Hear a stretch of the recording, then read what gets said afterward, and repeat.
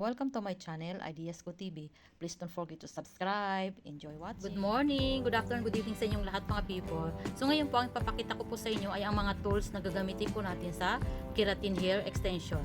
Una po, kailangan mayroon po kayong ganito. Ayan, ang tawag po dyan ay digital loft. Ayan po, sa keratin extension. Ayan po yung digital loft. Yung kanyang dulo po dapat po ay ganyan. Yung flat siya, ayan siya. Ito na po yung bago kasi dati merong isa na parang dito ay patulis. So ayan na po siya. So ito siya. So yan ang gagamitin. At saka ito po yung telcom, ayan. Dulo ganyan. Yung clip, yung plastic clip. Tapos itong stainless na clips.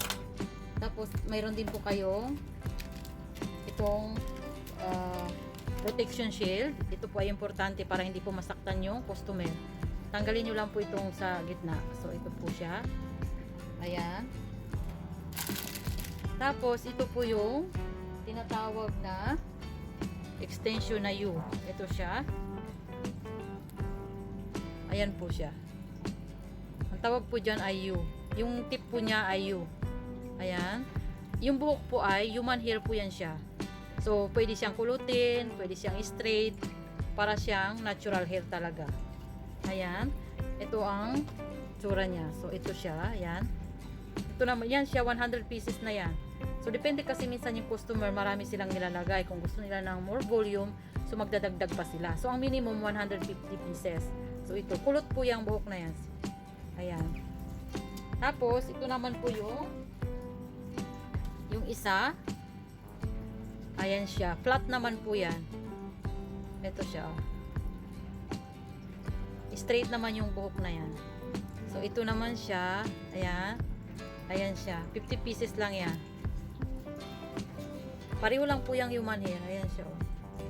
Tapos po, kapag tinanggal nyo na po siya sa customer, ito naman po yung gagamitin yung pangtanggal. So, ito yan siya. Ayan. Yan po yung pliers na tinatawag. At saka gamitan nyo po ito, syempre ng remover. Ayan po. Itong remover na to, pwede to siya sa kahit anong glue.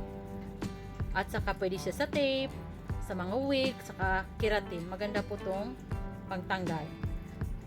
Tapos po, kung gusto nyo naman pong gawin itong glue na to, ito, gusto nyo gawin, meron po tayong Italian glue. Ito po siya. Ayan.